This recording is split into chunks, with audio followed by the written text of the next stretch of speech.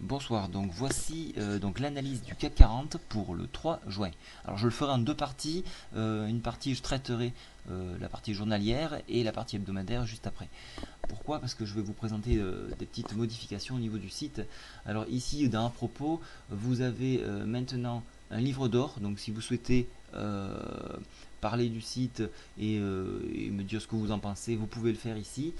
Vous avez quelque chose qui vient d'apparaître, qui est tout nouveau, c'est les livres que j'ai lus et qui m'ont permis d'arriver au niveau que je suis.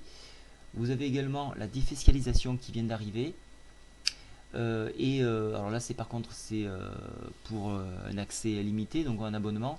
Le money management, c'est mon money management que j'utilise tous les jours, notamment au niveau des scalps. Voilà. Alors maintenant, je vais vous parler de l'indice parisien, mais avant de parler de l'indice parisien, je tiendrai à parler du Dow Jones, puisqu'à même il est lié. Vous savez que bon, si l'économie, la plus grosse économie mondiale se met à genoux, forcément le reste suit. Alors, qu'est-ce qu'on peut remarquer?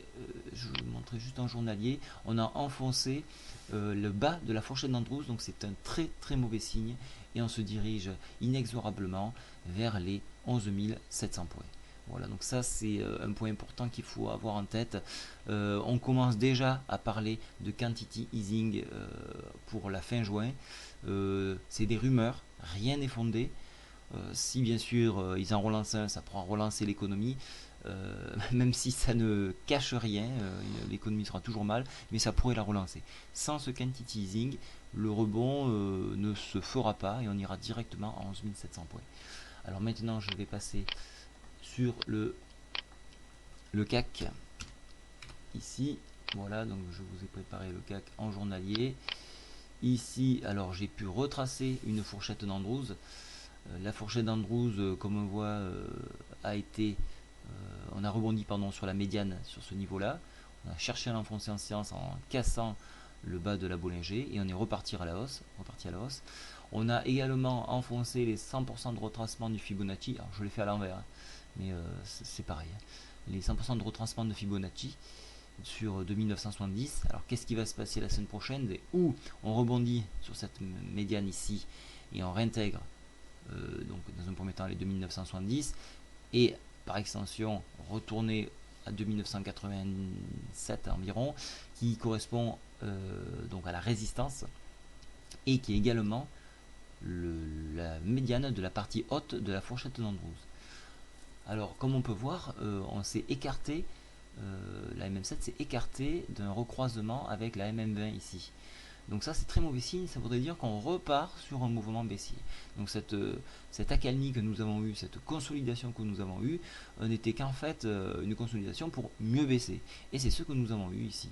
Nous avons cassé le creux en pince ici, hein, qui s'était formé, et nous avons perforé par le bas. Voilà. Au niveau des indicateurs techniques, rien n'est rassurant. On peut voir que la MACD tend à repasser par le bas, retracé par le bas. Donc en croisement, c'est pas bon du tout, hein. On repart pour un cycle baissier.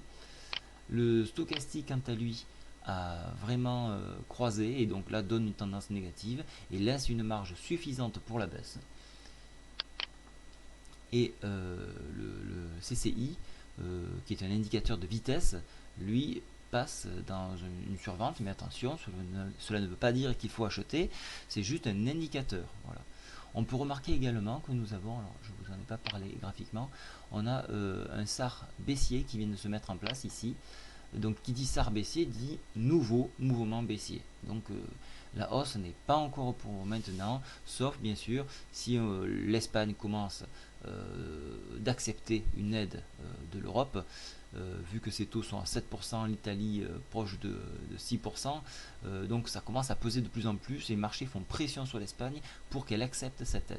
Voilà, si elle l'accepte, on aura un rebond, si elle ne l'accepte pas, on va continuer de dévisser.